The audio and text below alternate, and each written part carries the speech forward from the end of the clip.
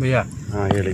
ನಮ್ಮ ಇಂಡಿಯಾದಲ್ಲಿ ಜಾಸ್ತಿ ತುಂಬ ಜನ ಇವಾಗ ಪ್ರೈವೇಟ್ ಸ್ಕೂಲು ಹಿಂದೆನೇ ಹೋಗೋಕೆ ಸ್ಟಾರ್ಟ್ ಮಾಡಿದ್ದಾರೆ. ಹೌದು. ಯಾಕೆ ಅಂತ ಗೊತ್ತಿಲ್ಲ. ಗೌರ್ಮೆಂಟ್ ಸ್ಕೂಲು ಯಾಕೆ ಬೆಳೆಸ್ಬಾರ್ದು, ಗೌರ್ಮೆಂಟ್ ಸ್ಕೂಲ್ಗೆ ಯಾಕೆ ಸೇರಿಸ್ಬಾರ್ದು ಮಕ್ಕಳನ್ನ? ಅಲ್ಲಿಲ್ದಿರೋ ಫೆಸಿಲಿಟಿ ಏನಿದೆ ಇದರಲ್ಲಿ? ಪ್ರೈವೇಟಲ್ಲಿ ನಮ್ಮ ದುಡ್ಡು ನಾವೇ ಖರ್ಚು ಮಾಡಿ, ಅಂದರೆ ಫೀಸ್ ಕಟ್ಲಿಕ್ಕಾಗಲಿ, ಮಗುಗೆ ಯೂನಿಫಾರ್ಮ್ಗಾಗಲಿ, ಇಂಥ ಡೊನೇಷನ್ಗಾಗಲಿ, ಒಂದು ಶೂಸು ಬ್ಯಾಗು ಬುಕ್ಸ್ಗಾಗಲಿ ನಾವೇ ದುಡ್ಡು ಕಟ್ಟಿ, ನಾವೇ ವ್ಯಾನ್ ಚಾರ್ಜ್ಗೆಲ್ಲ ನಾವೇ ದುಡ್ಡು ಪೇ ಮಾಡಿಕೊಂಡು ಡಬಲ್ ಖರ್ಚುಂಟು. ಹೌದು. ಓಕೆನಾ? ಬಟ್ ಎಜುಕೇಷನ್ ನೋಡ್ತೀನಿ ಅಂತಂದರೆ ಅಲ್ಲಿ ಏನಿದೆ ನನಗೆ ಗೊತ್ತಿಲ್ಲ. ಗೌರ್ಮೆಂಟ್ ಸ್ಕೂಲಲ್ಲಿ ಕೊಡ್ದಿರೋಂಥ ಎಜುಕೇಷನ್, ಅಂಥ ಎಜುಕೇಷನ್ ಏನು ಕೊಡ್ತಿರೋ ನನಗೆ ಗೊತ್ತಿಲ್ಲ. ಬಟ್ ಗೌರ್ಮೆಂಟ್ ಸ್ಕೂಲ್ಗಳಲ್ಲಿ ತುಂಬ ಫೆಸಿಲಿಟಿ ಇದೆ ಮಕ್ಕಳಿಗೆ. ಆದರೂ ಅದನ್ನೆಲ್ಲ ಬಿಟ್ಬಿಟ್ಟು ಅಲ್ಲಿಗೆ ಹೋಗ್ತಾರಲ್ಲ, ಯಾಕೆ ಜನ? ಹೌದಲ್ವಾ? ನಾ ಹೇಳೋದು, ಈ ಪ್ರೈವೇಟ್ ಸ್ಕೂಲ್ಗಳಿಗೆ ಮಕ್ಕಳು ಕಳಿಸ್ತಾರೆ, ಗೌರ್ಮೆಂಟಿಗೆ ಯಾಕೆ ಕಳಿಸಲ್ಲ ಜನ ಅಂತಲ್ವ. ಫಸ್ಟು ನಾವು ಏನು ಮಾಡ್ಬೇಕಂದ್ರೆ ಗೌರ್ಮೆಂಟ್ ಸ್ಕೂಲ್ಗಳನ್ನ ಡೆವಲಪ್ ಮಾಡಬೇಕು. ಯಾರು?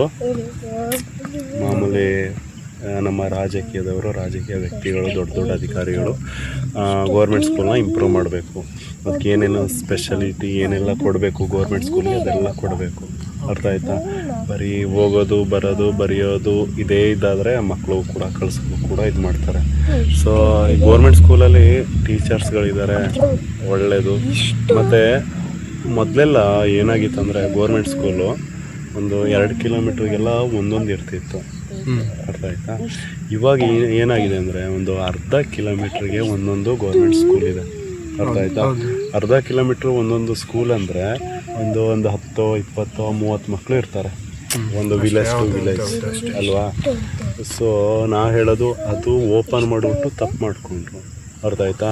ಮಾಮೂಲಿ ಏನಿತ್ತು ಸ್ಕೂಲ್ಗಳು, ಅದನ್ನ ಇಂಪ್ರೂವ್ಮೆಂಟ್ ಮಾಡೋಕ್ಕೋಸ್ಕರ ಇವ್ರೇನು ಮಾಡಿದ್ರು, ಅರ್ಧ ಕಿಲೋಮೀಟ್ರಿಗೆ ಮಕ್ಕಳಿಗೆ ತೊಂದರೆ ಆಗಬಾರ್ದು ಅಂದ್ಬಿಟ್ಟು ಅರ್ಧ ಕಿಲೋಮೀಟ್ರಿಗೆ, ಮುಕ್ಕಾಲು ಕಿಲೋಮೀಟ್ರಿಗೆ ಒಂದೊಂದು ಸ್ಕೂಲ್ ಓಪನ್ ಮಾಡೋಕ್ಕಾದ್ರು.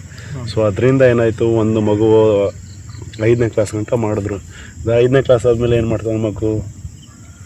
ನೆಕ್ಸ್ಟ್ ಇನ್ನೊಂದು ಸ್ಕೂಲ್ ಹುಡ್ಕೋಕ್ಕೋಸ್ಕರ ಏನು ಮಾಡುತ್ತೆ, ಅಲ್ಲಿ ಗಂಟ ಹೋಗ್ಬೇಕಲ್ಲ ಬಿಡಿ ಅಂದ್ಕೊಂಡು ಪ್ರೈವೇಟ್ ಸ್ಕೂಲ್ಗೆ ಜಾಯಿನ್ ಮಾಡಿಬಿಟ್ಟು ಕಳಿಸ್ಬಿಡ್ತಾರೆ.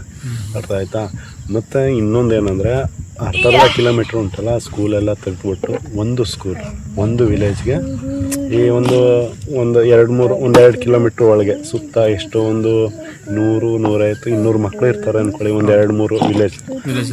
ಹೌದಾ? ಆ 3 ವಿಲೇಜ್ ಸೇರಿಸ್ಕೊಂಡು ಒಂದು ಸ್ಕೂಲ್ ಮಾಡಬೇಕು. ಅರ್ಥ ಆಯ್ತಾ?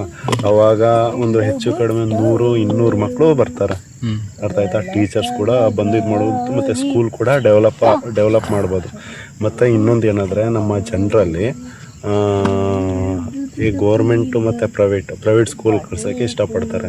ಯಾರಿಂದ ಆಗೋದು ಅಂದರೆ ಹೆಣ್ಮಕ್ಳಿಂದ. ಅರ್ಥ ಆಯ್ತಾ? ಹೆಣ್ಮಕ್ಳು ಪ್ರೈವೇಟ್ ಸ್ಕೂಲಿಗೆ ಕಳಿಸ್ಬೇಕಂದ್ರೆ ತುಂಬ ಇಷ್ಟಪಡ್ತಾರೆ, ಎಜುಕೇಷನ್ ಚೆನ್ನಾಗಿರುತ್ತೆ ಅಂದ್ಬಿಟ್ಟು. ಹಾಗೆ ಒಂದು ಪ್ರೆಸ್ಟೇಜ್. ಅರ್ಥ ಆಯ್ತಾ? ನನ್ನ ಮಗ ಪ್ರೈವೇಟ್ ಸ್ಕೂಲಲ್ಲಿ ಓದ್ತಾ ಉಂಟು, CBSE ಕಲಿತು ICSE ಕಲಿತಾ ಉಂಟು ಅಂತ. ಅರ್ಥ ಆಯ್ತಾ? ಅದು ಎರಡಕ್ಕೂ ಮೀರೋ ನಮ್ಮ ಗೌರ್ಮೆಂಟ್ ಸ್ಕೂಲ್ ಉಂಟಲ್ಲ, ಅದರಲ್ಲಿ ಏನೋ ಕಳಿಸ್ಬಿಟ್ಟು ಡೆವಲಪ್ ಆಗ್ಬಿಟ್ಟು ಕಳಿಸ್ಬಿಟ್ರೆ ಗೌರ್ಮೆಂಟ್ ಸ್ಕೂಲು ಯಾವತ್ತೋ ಟಾಪಲ್ಲಿ ಇರ್ತಿತ್ತು. ಇವಾಗಿನ ಥರ ಎಲ್ಲ ಮುಚ್ಕೊಂಡೆಲ್ಲ ಹೋಗ್ತಿದೆ ನೋಡಿ. ಅವಾಗ 1-2 ಮಕ್ಳು ಅಂದರೆ ಅದು ಕ್ಯಾನ್ಸಲ್.